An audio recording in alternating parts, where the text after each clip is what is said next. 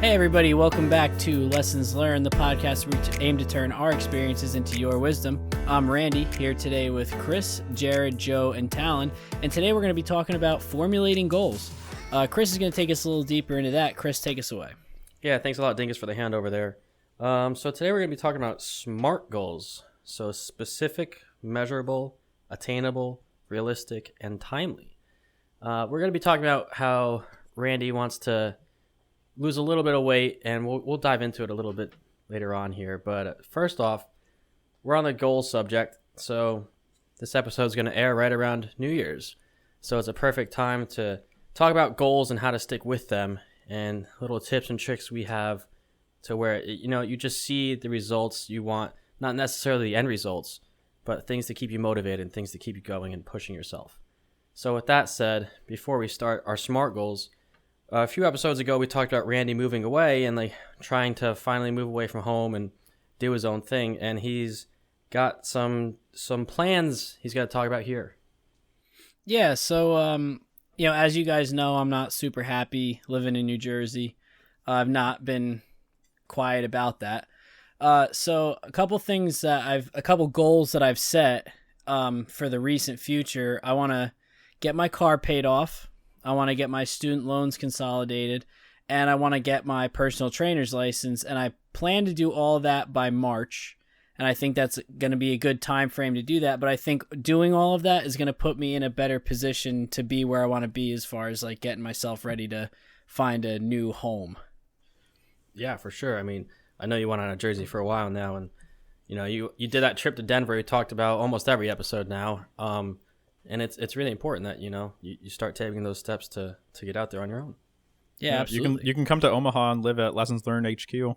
Yeah, down here. Yes. Also true. Studio / my bedroom. Oh, yep. Good Lord. It'd be a mess. Joe's closet. Terrible. I wanted to say it too. Hey, we're high production here, okay? Yeah. Hell yeah. That production we got our tech guy doing the sound quality check nonstop. Thanks a lot, Talon. Speaking of which, Joe, stop hitting your mic. Oh, my bad. I'm kidding. I was big rips. F's. So let's dive into the SMART goal, Randy, huh? What do you say? Yeah, let's do it. Let's get into it. For the S, specific, what is it that you exactly want to do? All right, well, I'm not going to read what it says on the document as I see it's been changed again. Chris edited that. I've definitely tainted your document. You have absolutely Perks tainted. of having a working document. I can edit it without you noticing. Right. Yeah. Well. Yeah. Let me just say, I think what Chris put is because he feels maybe inferior. However, my goal would be to shed 1 inch off of my waist in 1 month's time. Nice. Oh my gosh. So that was pretty specific, huh? Yeah, it was specific, all right. It wasn't specifically off the document, though. So what's no, up it with wasn't. that? So, yeah, I mean, a little catch-22 there. Brought it in. I mean, I think we're trying to keep it somewhat PG. Yeah, we're trying to make this, flow organically. So, oh, there it is. Yeah, all right. So why do you want to do this? Why do you feel like you want to lose 1 inch off your waist in 1 month? So I'm just, personally, I'm not super happy with my current body image. I don't really think that I would say I'm fat by any means, but just kind of like what I'm used to. All right. You're dick. Wow. That Good totally Lord. threw You're me not for fat, dude. I threw you off. I'm sorry. That Come threw me for a loop. Jeez. Good Lord. No, but it's just I was in really good shape, all my life and up through college, and now quarantine wasn't really good to me in that regard, and I'm just in a place where I'm not really happy with, so I want to change it. Cool. Yeah, you're not fat by any means. I was just joking, dude. I don't even think you need to lose any weight, but the fact that you want to, this goal is, thanks. It's awesome. It's a good goal to have and it's not overstepping what you're actually capable of. Does that make sense? Did I word that correctly? I always try to sound smart and always backfires. Yeah. Sounded great, man. All right, good. I That overthink vocab. myself too. Cool.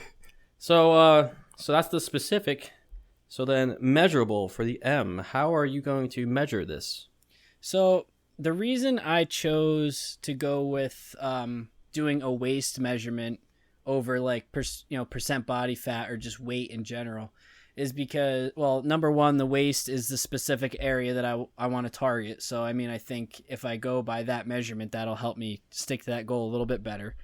I didn't go with weight because I think I'll probably end up gaining some weight just, based on like my current, like where I'm at currently, like as I work out and gain muscle mass, I'm going to gain weight. So I don't think weight is a good, measurement.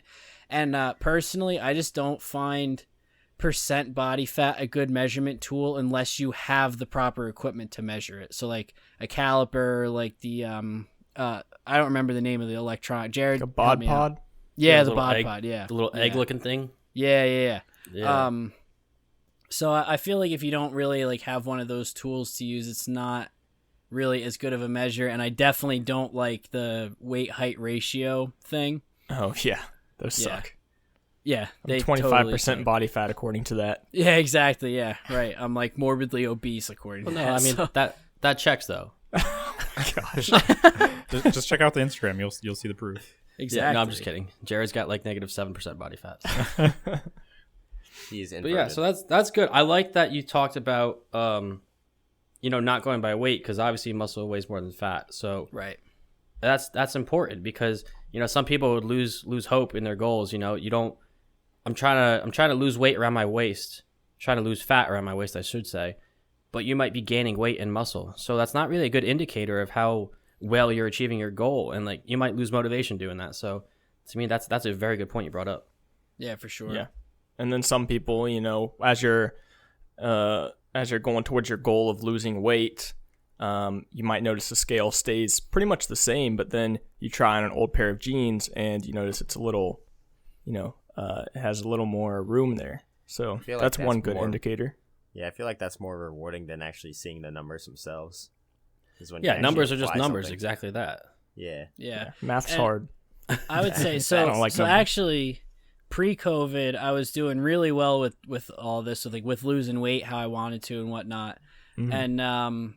And one thing I noticed, like one way that I kind of tracked my measurement, like a really like crude way, was following the number of like loops I was using on my belt.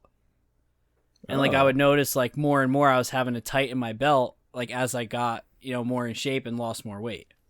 Dude, I that's like a good that. point because I've had a new belt loop where I haven't even used it yet. And I'm Yeah, like, oh, right. shit. And then the Look other at belt that. loop looks like shit. Yeah, that's it. Dude, I just realized that. Thanks for pointing that out. Yeah. So that was kind of just like a like crude way that I followed it. I mean, I obviously like I did measurements and like I weighed myself and like did all that kind of stuff. I didn't really pay too much attention to the weight aspect of it. Like I didn't think it was that important. I just did it kind of just to do it and see where I was at. But it was really the measurements I kind of paid more attention to. Yeah. So speaking about measurables, so what's your timeline looking like that for measuring? Like, how are you gonna, before you hit the end goal of the month, how are you gonna make sure you're still on track? Like that's where a lot of people struggle and they lose motivation again. So how do you keep yourself motivated to reach that end goal? So what I did, again, I know I'm referring a lot back to the Well, so first no, what time are you going to around. do for this one then, is what I'm getting at. Well, I'm going to follow the same kind of routine. And what I did for the last one, which I'm going to do again for this one, was once a week. So basically I was doing it on Mondays. So every Monday I was checking my measurement. I was doing it like first thing I got up, because that's the best time to do it before you've eaten anything, while you fasted all night, while you slept. I was doing my weight, and then I was doing my waist measurement. Cool. So Perfect. so once a week for a month, you're going to do that and see how you've progressed, huh? Right. Yep, that's the plan. Cool. Awesome. So then, after 3 weeks of just eating potato chips, you're going to be like, oh shit, this last week I still got to lose that inch of weight, huh? You're fat. Yeah. Basically, dude, that I will say that is one of the things that kills me. Like I'll be sitting up at night and all of a sudden I'm just like, yo, I want chips. And Go it's to bed just like, earlier. It's just like overpowering. Yeah. It's like Go to bed overpowering. before you get hungry. Yeah. Yeah. So, all right. So we did the S, we did the M. So A for attainable. So I feel like this is definitely a very attainable goal. Like you're not going to be able to, you're not going to reach it if you put in a little bit of effort. Yeah. Right. You're not trying to be Jared with like his negative body fat. Like it's obtainable. Yeah. Oh, come Yeah. on, guys. It's Yeah, I was Jeez. just blowing up his ego. yeah. over there. So that was one of the things I kind of wanted to bring up was that like overall I'd really like to lose 4 or 5 inches off my waist, but if we're talking about a 1 month time span, that's not realistic. I mean, if we're being perfectly honest, even over a 3, 4, maybe even 5 or 6 month time span, that's not like, super realistic. So I think that's a big part of it. And I think that's a big part of what happens with people often is they kind of fall into this, oh, I want to lose, 6 inches off my waist in 3 months. And it's like, all right, well, that's pretty much impossible. And it's, you're not going to be able to do it. And then you're going to get discouraged and you're going to quit. Right. I think that's what happens to a lot of the New Year's resolution people is they come in with these super big, unrealistic goals, and they discourage themselves by not seeing enough progress, and they just end up bailing on the whole thing. 100%. We I can think- all go ahead. I think Randy's approach of doing just like 1 inch for like 1 month is really smart because like after 1 month you can see I completed a goal, even though like his overall goal might be something more than that. But like you get that hit of dopamine. It's like, ooh, yeah, I completed 1 goal. You get to check that box, and you just get to you get to keep going from there, and you can see the progress just from that 1 month. You brought the science into it. Hell yeah. Nice. Yeah, and I mean, and again, that's a huge part of it as far as staying motivated. Like when you see your goals, like I think it's great to have a big goal. Like, if you're, just say like, for instance, you want to lose 100 pounds and you want to lose 5 inches off your waistline. That's a great goal to have, but you also have to understand that that's not something that's going to happen in, 3 weeks or a month. So I think that's something that, is great to be like, okay, my overall goal is to lose 100 pounds and 5 inches off my waist, but let's break that up into smaller, more manageable goals. Yeah, Yeah. that's attainable within this SMART goal. And I think we can all attest to, I mean, we all work out. So going to the gym, we stick with it throughout the year, and you could see that hit in January, and about by March, that 3 month, January, February, March. Yeah, see, I had to double check there. But 3 months, math's hard. You can see all the people that are in there, and then they just quit by March. Not gonna lie, it's kind of Yeah. great because it's like it's busy like at the beginning of the year, but then like going to the gym sucks because there's so many people there. And then just wait a couple months and it's great. Everything's open. For me, that's still a couple months when it's crowded, so I just hate it. That's Yeah, true. exactly. Other than that, unless there's pretty ladies involved, but that's besides the point. So back to R, realistic. Randy, so yeah, you already talked about it. You already hinted at it a little bit. Not setting this massive goal for yourself like all these people do that quit by March. So, you don't want to lose 5 or 6 inches off your waist in 3 months. Like you said, that's not realistic. So setting this smaller goal, making sure you hit it, and it's like a stepping stone to the next part. And I think that's very important to have. Mm-hmm. Yeah, for sure. Yeah, I mean, like I said, I touched on it a little bit as far as, being realistic about it and, not making this insane, ridiculous goal. And again, just to reiterate, it's fine to have a huge goal. I would never discourage anybody from having a huge goal, but it's just about, finding ways to break that up. And I think this is a good way to break that up for me specifically. Now, everybody's a little bit different. I'm coming in as someone who is like in pretty good shape already for the most part. And like, I'm active, I'm fit, like even my job, I'm very active. I'm walking around a lot. So like maybe that's something that's not necessarily a harder goal for me that it would be for somebody else. So you also have to kind of take your own fitness level and your own abilities into consideration too.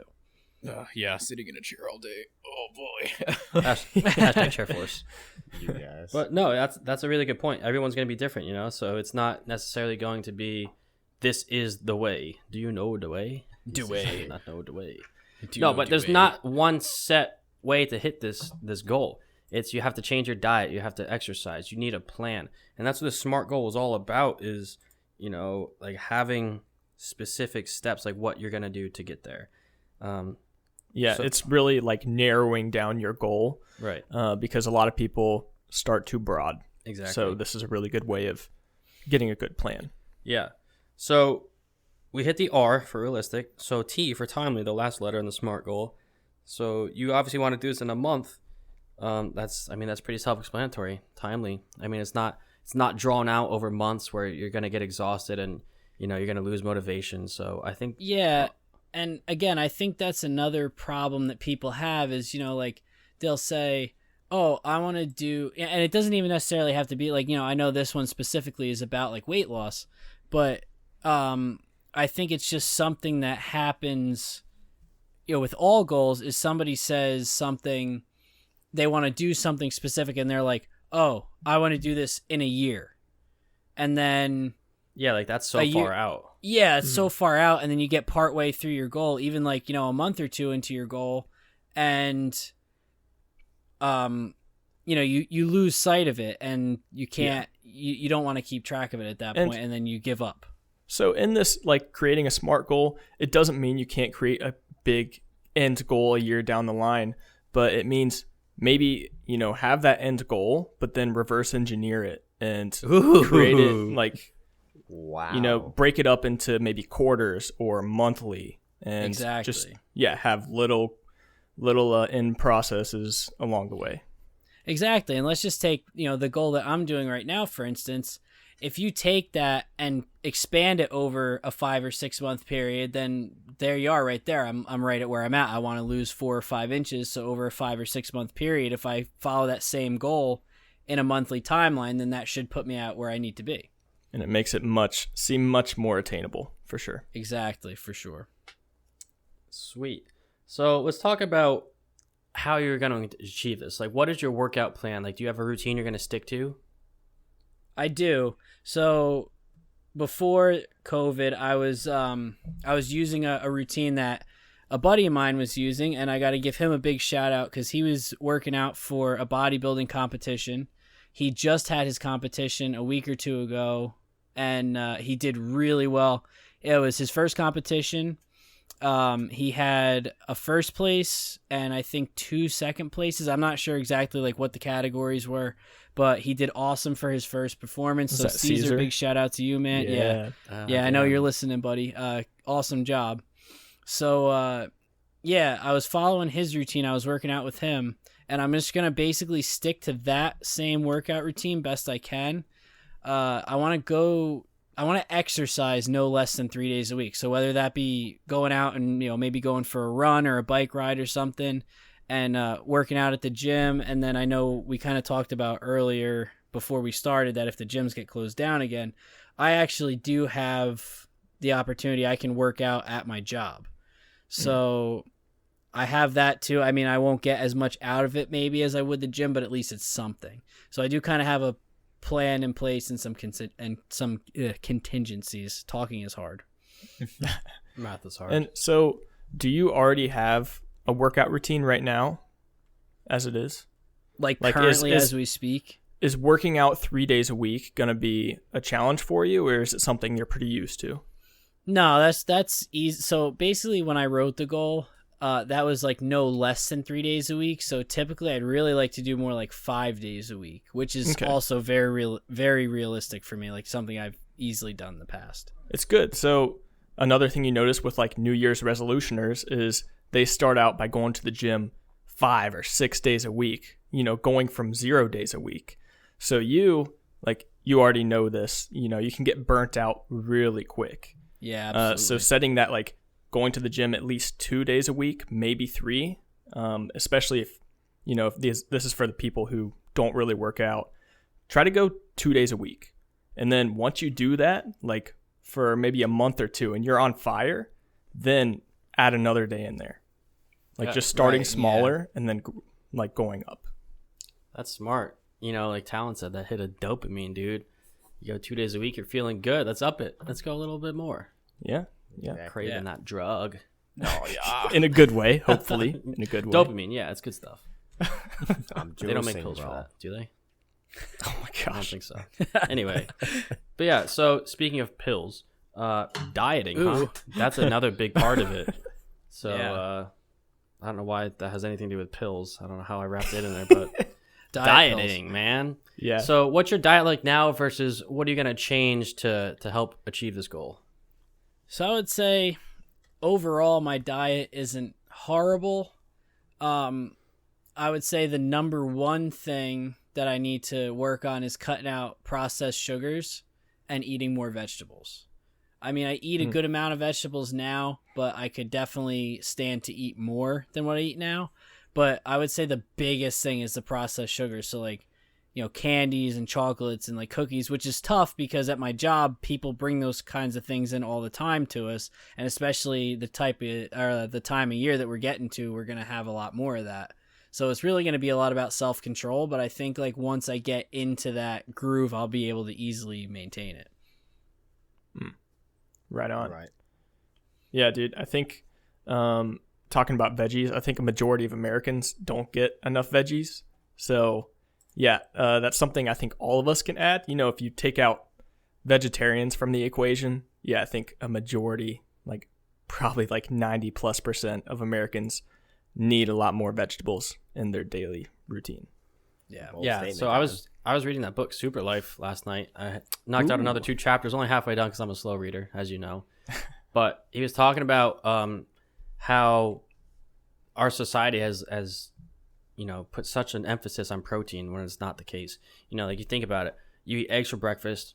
If you eat 4 eggs for breakfast, like according to him, you're done. Like that's enough protein for the day. So a 150-pound male, he says, should eat about 50 grams of protein a day. Mm-hmm. And that's it. And he's saying we put so much emphasis because our bodies can't handle it, And there's that he said they actually recycle, like your body recycles leftover protein. So if you keep feeding it and you already have too much, like you got to think like, what is that doing? It's not even getting used. So protein farts. Jeez, Randy. But so that was really interesting. But that's but that's basically what's going on though. Right, exactly. I mean, it's just a byproduct at that point. So yeah, it's waste. Yeah, it's waste. But so his biggest thing is he's a vegetarian, and I was reading about how like we eat meat and it's not good for us. I mean, based on like scientific data, like just our teeth alone, they're not meat-eating teeth. They're for veggies. So a lot of people revert back to like, oh, well, cavemen ate meat like all the time, right? And he said, yeah, when they could catch it, and it took so much energy to catch that meat that they needed to replenish it. So that's when they were getting all that protein. But in the meantime, when they weren't catching any food, like they were eating veggies and fruit.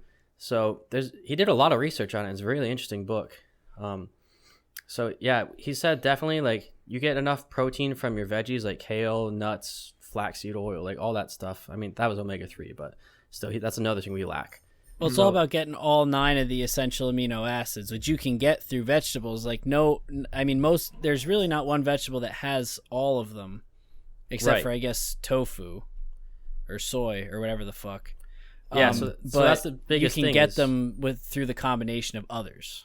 Yeah, his big thing was he says if I'm craving protein, if I feel like I need more protein, I'm gonna eat foods that not only have protein. So like for example, we drink a protein shake after the gym, which I'm gonna stop doing because obviously it's not needed according to him. So yeah, so his big thing was to eat plants or any other food that not only has protein but all these other vitamins and minerals and those other 9 aminos that you were talking about. So yeah, it's not just giving his body protein; it's giving him all the minerals and vitamins that he needs. For sure. I wouldn't necessarily. It's tough because it depends on what you have access to. And not to go off on too much of a tangent here, I wouldn't necessarily say that cutting out protein shakes altogether is a bad thing. I wouldn't say it's a good thing either because I also feel like if you need that supplement, like that's the point of a supplement. A supplement is to give you something that you don't get enough of through your daily what you eat daily. And I mean, sure, you can change your diet in order to accommodate that, but unfortunately that's not realistic for everybody to be able to do. Yeah, exactly. I mean, I can't remember the last time I had a protein shake. I did mix it in my oatmeal a week or 2 ago.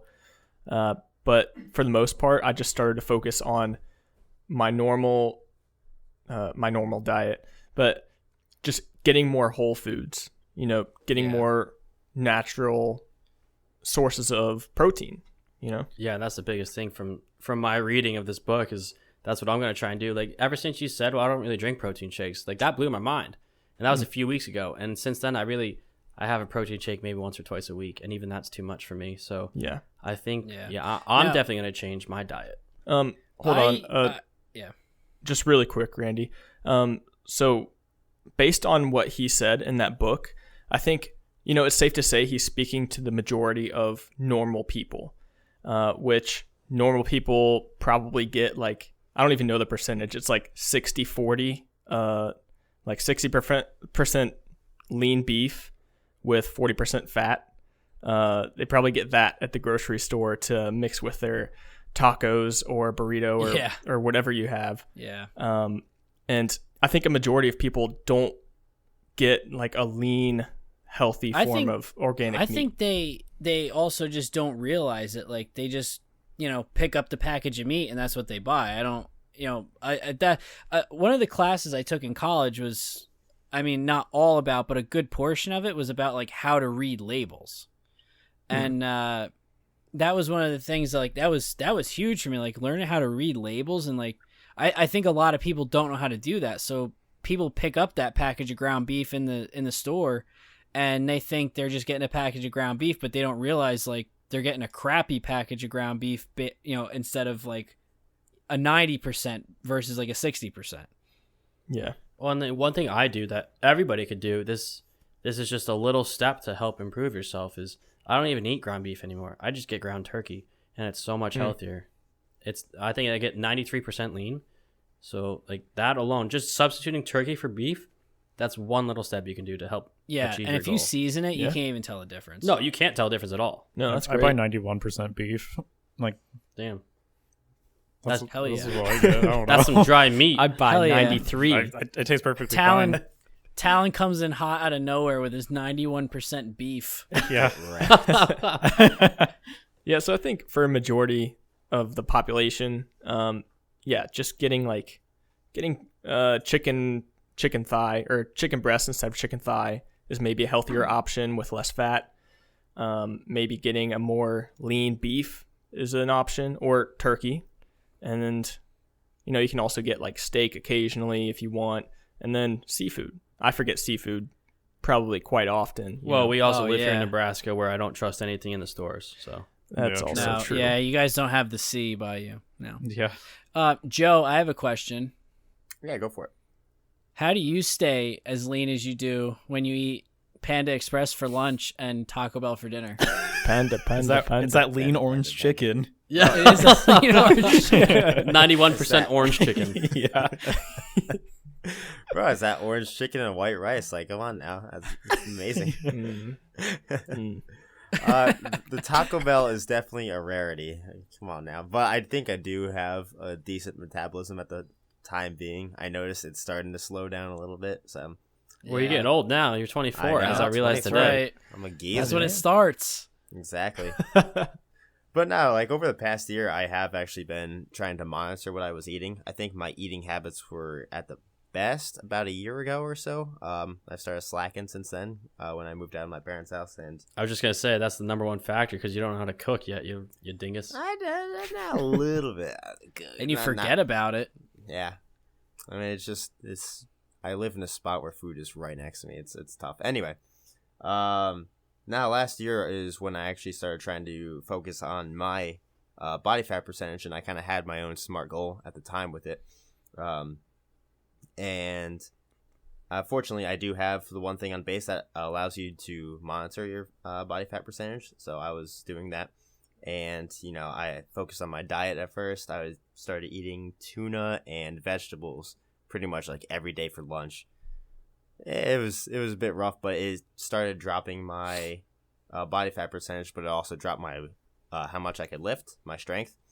And that's not necessarily what I was going for. So I kind of tried to tweak it a little bit. And I just, I kind of monitored what I was eating, did like a rough estimate of the actual nutrition values with it. And I kind of did a rough estimate with that, watched what I was eating, and then continuously go to the gym and everything like that. So Did you use an app to try and track, or did you just kind of do it, on the fly? I just did it all on the fly. Again, I had that machine, which for you, I would recommend actually looking into that there's some scales now. I don't know how accurate they are, but like they're actually relatively affordable. It's the scales that kind of track your fat percentage and give you. They track it every day. I'm pretty sure like it actually stores it in your log, I guess. You can probably find it on the Zon. You can find it on the Zon. I think I saw it in Target the other day as well. So and click our link through the Zon. Shameless plug. Through the Zon. I was really confused when you said the Zon. Like, We were all confused, as was the audience. I actually picked up on what he meant. I guess our Of course you did. brains, our Hell brains yeah. are the same, Big brain. unfortunately. So what app did you use, Randy? Did you use one, I'm guessing? I did. I've used one in the past, so I used MyFitnessPal. So when I did it, though, I only tracked for about 3 weeks, and really just because I kind of wanted to get a baseline on, what my intake was, like what I was eating. I wanted to see, and it was nice because it gives you a breakdown. So I wanted to see like what percentage during the week of like, fat I was eating and sugar and whatnot, protein. It kind of gave you a breakdown of everything. And I could track, daily and weekly, see what my average like calories were. And I use that to basically get a good idea of like where I needed to be. And then after about 3 weeks or so, I stopped tracking because I kind of knew what I had to like eat at that point and where I needed to be and, what to eat, what not to eat. Yeah, that's roughly Because the same at boat I that was in. point, sorry, Joe, what'd you say? I was saying that was roughly at the same point what I was doing. I didn't really use an app, but you can go ahead. Yeah, so I mean, at that point, after you've done it, you track it for a few weeks, right? Like your body's gonna know. You're gonna be able to read your body, and it's gonna tell you exactly what it needs. Like, yeah, and that's one of those things that gets tedious too. Like when you're trying to do that, for every single meal or everything you eat for, weeks and weeks and weeks at a time, it gets tedious, but it's like the point you were just starting to make where like your body starts to know what it needs and what it wants. And then at that point, you really don't need to track anymore because then you know what you have to eat. right. It's getting that initial experience of like, wow, I feel so much better. What did I cut out? Or like, what have I increased it? For me, once I started eating a lot more vegetables, like when I don't get enough, my body tells me exactly that. And I crave veggies. It's so and not only do you get healthier, but your cravings get healthier too. That is true. I did notice that. Well, I can actually use an example from today. So today I had like an egg wrap and some fruit with breakfast. And then for lunch, what did I have for lunch? Oh, we had leftover chili from the other night. So I had leftover chili for lunch. And literally while I was eating lunch, I was thinking like, and it was almost like my body was telling me, it's like, hey, you really haven't had any greens today. Yeah, those greens so now are after important. this is done, when I have dinner, I'm going to have to try and add some greens in. My body doesn't tell me that, and I really need it to. Joey's body says. Joey's body is like Panda Express and tacos. It just starts playing the song in his head. Orange chicken. Orange chicken. Designer comes in his head. He's like, shit, why am I singing this? My car's just automatically taking me to Panda Express. Yeah. So one GPS. important route to Panda Express is 5 minutes. gosh, the GPS just goes off in his mind. So one important point to make when we're talking about fitness, or like MyFitnessPal, these meal tracking apps, is, and the point that we're making right now is, don't get too like anal about it, and don't get obsessive over tracking your food like throughout the day, at least on an app, because that can just be bad mentally, and that can be overwhelming, especially if you're trying to set a New Year's goal and trying to eat better. You're gonna burn yourself out real quick if you're not used to Yeah. it. Yeah. And one thing as far as like diet is concerned that I always try and adhere to is have a diet that you can periodically cheat on. And the reason I say that is because like when you look at these diets like keto, you really can't cheat on keto, because if you cheat, you take your body out. Like the whole point is to get your body into ketosis. And if you cheat on it, then you go out of ketosis and you have to start right over. And that's like overwhelming for a lot of people. Yeah. And I would say for most people. So if you are, while we're on the subject, if you are trying a keto diet, you can do cyclical ketosis, which is where, once a month or once every 6 weeks, you take a break. Yeah. Just which for I think day. is a better way to do it anyway. Yeah. But anyway, like point I'm trying to make is like if you have this diet that's so strict that if you go out one night with your friends and have a cheeseburger and fries and a couple beers, if that's going to throw your whole diet off, then just the way I see it, you need to reevaluate your diet because that's just not something that's going to be attainable. Yeah, I think Rumsey mentioned something earlier before we were recording. You said just adding more stuff in instead of necessarily taking stuff out, correct? Yeah. So with diet change and exercise change and, trying to achieve any goal, one of the biggest parts about it and like being the most real with yourself is trying to change your behavior. And one way you can do that with eating is instead of trying to cut out all this stuff and completely flip your diet upside down and just be completely overwhelmed, instead of doing all of that, just try adding in some vegetables throughout the day.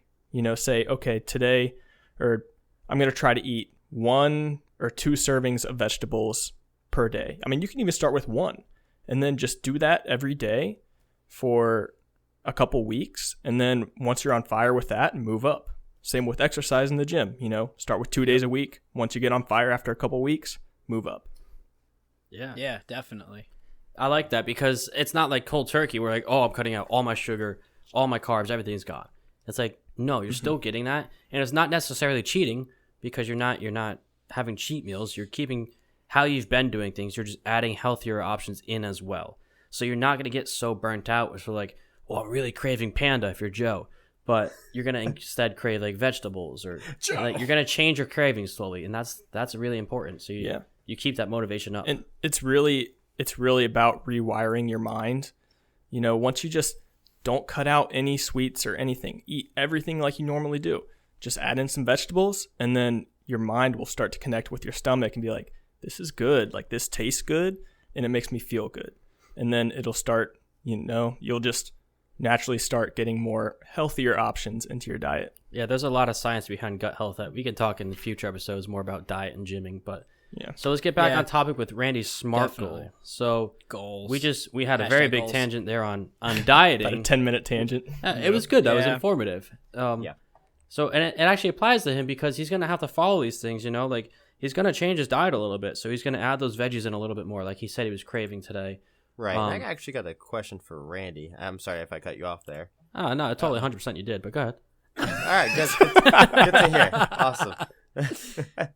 But yeah, so kind of like getting back into Randy's side, as I had a question for him, like what is, like, I know we were talking about diet and everything, but your gym schedule, are you trying to do more cardio or trying to do more strength? What's the plan? Well, I think based on my goal that I want to do, I need to do, well, all right, that's kind of a tough question in a sense that has multiple answers. So I'm going to stick with strength training because a lot of the studies show that strength training will help you to lose weight more so than cardio will. I mean, I'm also going to add in cardio because for other aspects, like mostly stuff for baseball, I noticed that I don't have the stamina I need, and that's a good way to build stamina. But I would stick with the strength training basically because it's going to burn more calories over a longer period of time. Have you and that's through what? Total body like CNS activation. Yeah. Burns more calories. Yeah. Have you considered doing HIIT workouts? Absolutely. Okay. HIIT workouts are great. However, again, more of a cardio aspect, whereas so the argument here is for strength training, you will burn more calories over a longer period of time because your muscles are still going to be recovering over a longer period of time. That's kind of like a very simplistic way to put it, but that's basically what's going on is like when you do a cardio workout, it's more, or like a HIIT workout even, you're burning more calories in a smaller amount of time. But when you do like a strength training workout, you burn more calories over a longer amount of time. Yeah, for sure. So it's going to vary between everybody. Like everyone's going to want to do something different. So in Randy's case, all he wants to do is lose 1 inch off his waist. So if strength training is going to get that for him, he's good. Like he doesn't necessarily have to focus on cardio. I mean, he said he's going to get better for baseball, but it's all specific to the person and that SMART goal. And like we said, it's got to be attainable. So we're not going to say go ahead and go in there and start doing all these HIIT workouts you've never done before and you're just exhausted and you're burnt out. You don't want to keep going to the gym the next day. I'm going to run 8 miles tomorrow. I couldn't run 8 miles if a bear was chasing me. Yeah, and I mean, No, someone can sprint. I you could know, maybe run a mile tomorrow. Someone could sprint or do a HIIT workout every single day, but that's not what Randy's trying to do. He's doing what he can do, what he's going to enjoy, and what's going to get him his goal. Yeah, for sure. Yeah. So didn't Yeah. need to, Again, just we're talking about like goals here, and it really just has to be. And again, this isn't just about exercising or weight loss. This can be applied to anything. It's about doing what it's gonna take to get you to that goal. Yeah, agreed. And it's gonna be something small to start. That's the biggest thing. So like all these New Year's resolutions, like everyone that's listening, if your goal was to go to the gym, like you need to sit down and create the SMART goal that we're talking about. We're not just here wasting oxygen. We want to help you like realize you need to set smaller goals to achieve your bigger ones. Like stepping stones it's the best way to do it. And this is just what Randy's going to do specifically. So, I mean, you just got to sit down and think about what you want, how you're going to achieve it, and give yourself a timeline. Mm-hmm. Hundo P. Think big and reverse engineer. Yeah, boom, big science. So, yeah, that reverse engineering. So, it's just those small goals and changing the little things and can lead to big changes. So, for example, we talked about Randy's SMART goal. So, it's specific. He wants to lose that 1 inch off his waist in a month. That's measurable. He said he's going to sit down there every week. He's going to measure his waist and see the difference, which is great. It's attainable. It's not some unrealistic goal he's not going to hit. Realistic, as I just said, it is realistic. He's going to get there. He knows what he has to do with workout-wise, what he needs to change diet-wise, and how to reach that goal.